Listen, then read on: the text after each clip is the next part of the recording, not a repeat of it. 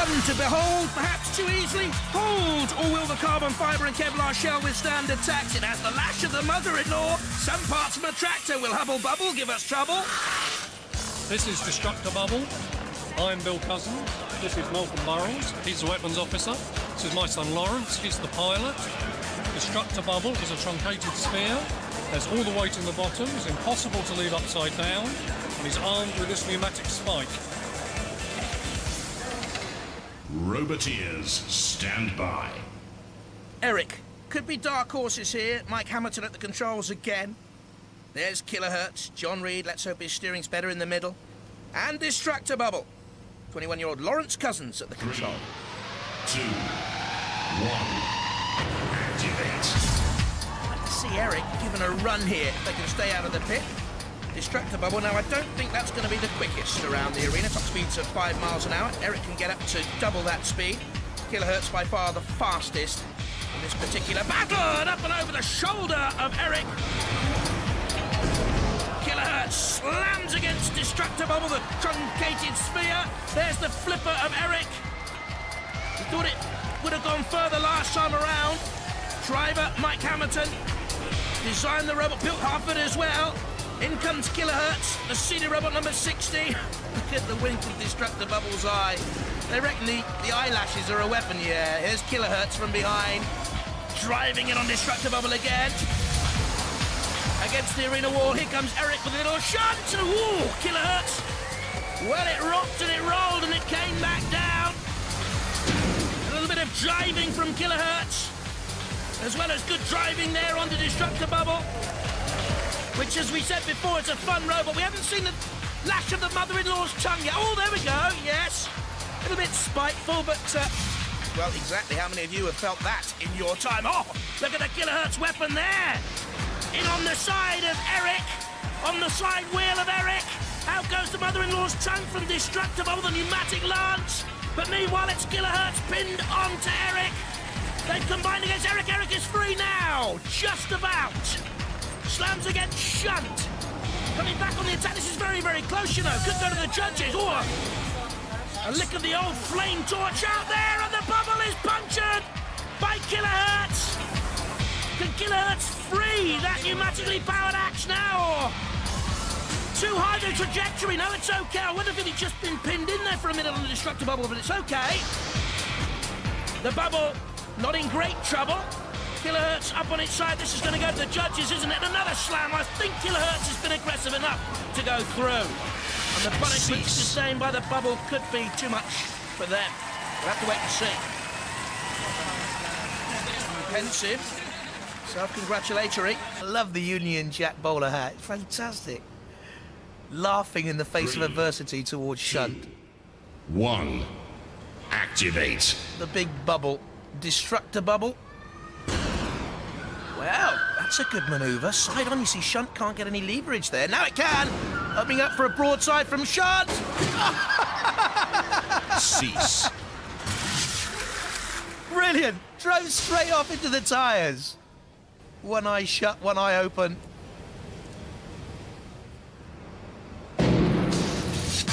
Oh, but look at that! The bubble hasn't burst. 11.91 seconds, and they...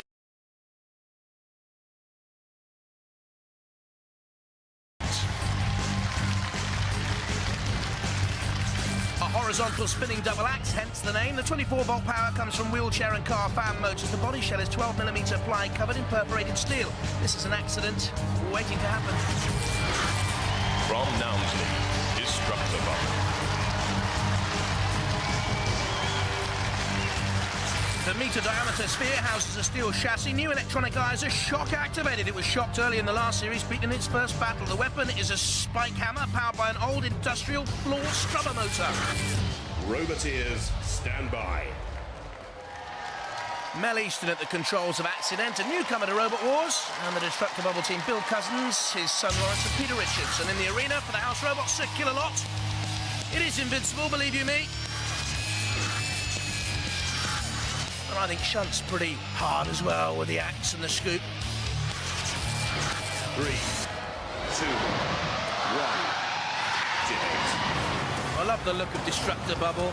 All eyes, makeup and glam, but how effective grappling hold to Axe-C-Dent there.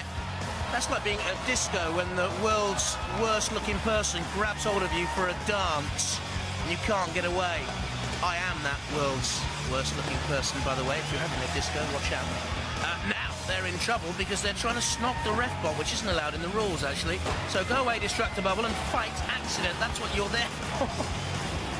A wink of the eyes. I really am not too sure whether those electronic eyes are shock activated, are they?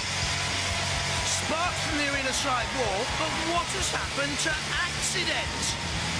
Has the winking and the blinking just confused us and blinded us to the fact that Axe-C-Dent are going no further? Mel Easton, what's happened to your machine? You counted out! And the bubble rises! And it was an accident awaiting to happen! Pit, pit, pit! Well, Mel loves his Tiffany glass, and his hopes, like his glass, about to be shattered. Because Axe-C-Dent and Mel Easton have crashed out of Robot War.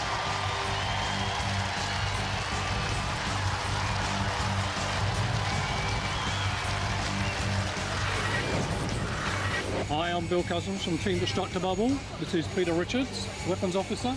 Lawrence Cousins, my son, he's the driver. And this is Destruct-A-Bubble. New and improved since last year. We have two 750 watt scrubber motors driving it, and a weapon here which will actually rotate through 360 degrees. The weapon on the end is very painful.